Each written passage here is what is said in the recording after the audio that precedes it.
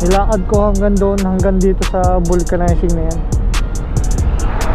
Nung ako'y naplatan ng aking unahan.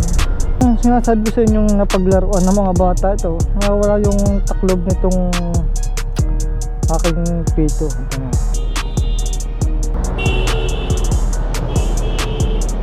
Ano nangyari doon?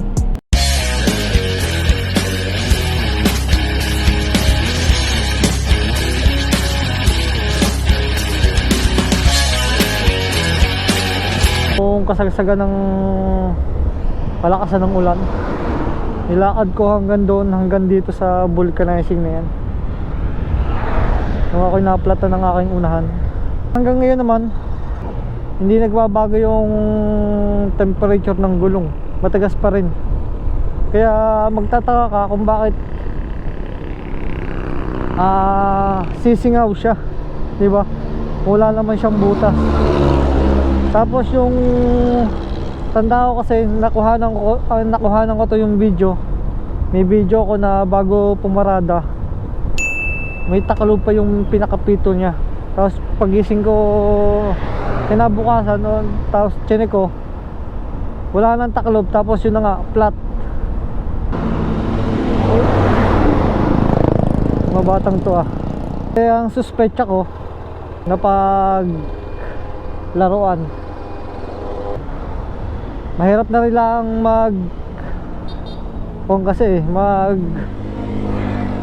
magbintang.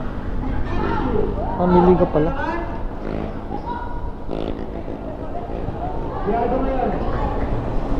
Sinasabi ko sa inyong napaglaruan ng mga bata ito, wala yung taklob nitong aking pito. Simula nung pinabulcanize ko, pinahanginan ko, pinacheck ko sa vulcanizing, kahit kasagsagan ng ulan, sumugod ako. So ito pa yun.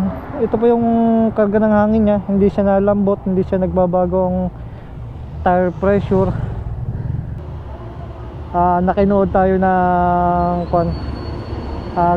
graduation balls, yung mga gagraduate ngayong 2023-2024. Daming activity ang school ngayon. Buti na lang nakisama yung panahon at hindi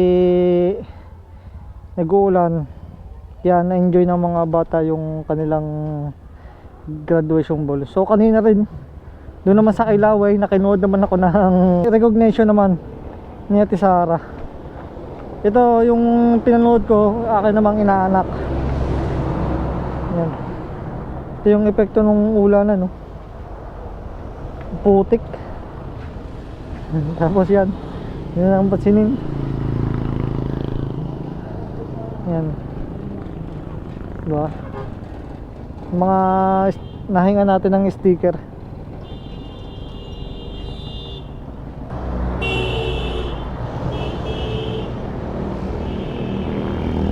Nangyari dun?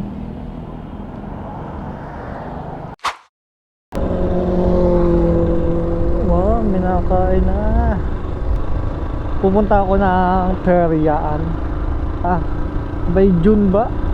June 28 ay may pista ulit dito. Kasi dalawa ang pista dito yung pista ng Kabaan tsaka yung pista dito. Ewan kung bakit dalawa.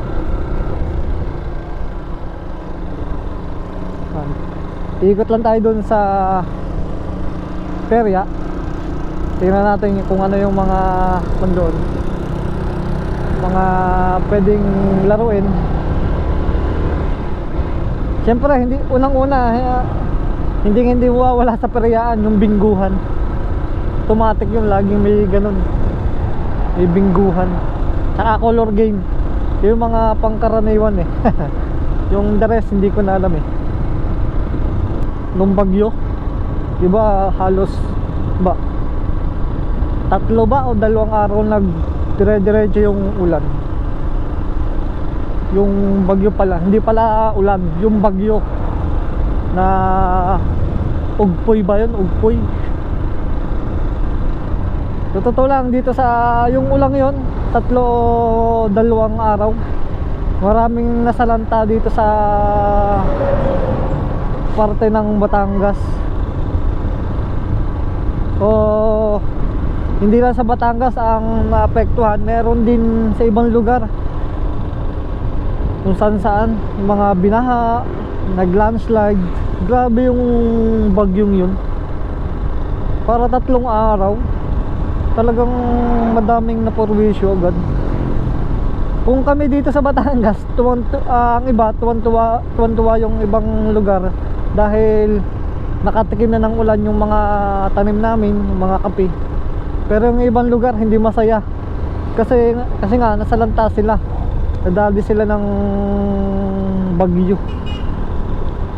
Ang iba nasira yung mga tanim, imbis na maayos lalong nasira.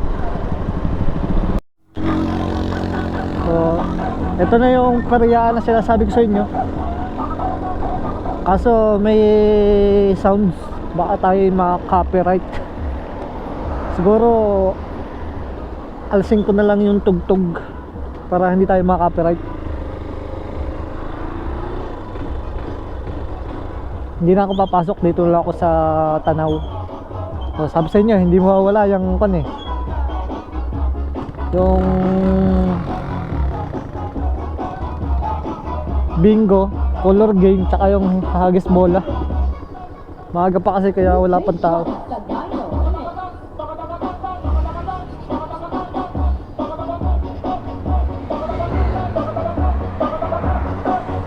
Masyado pang maaga. So meron din yung palaro ng mga bata Hindi na ako tumuloy kasi wala pa kasi tao. Ako lang. Nahiya naman ako.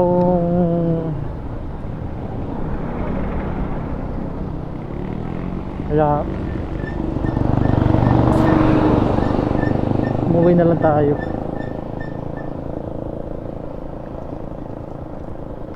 Kainan na rin pala ang taas nito. Dati ito lang tindahan sa baba.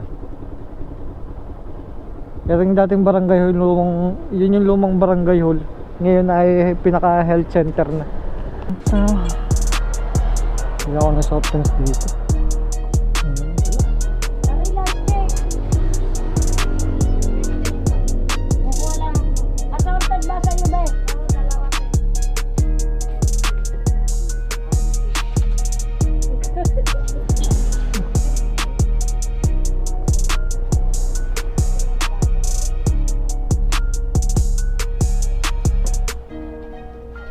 Dan nasuko mo.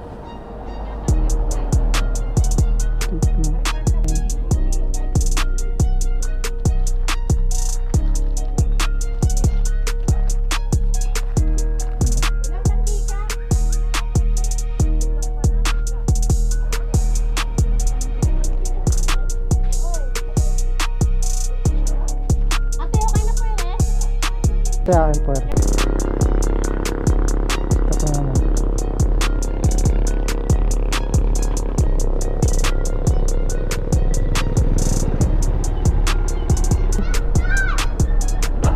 Ang dami nagpapapapap.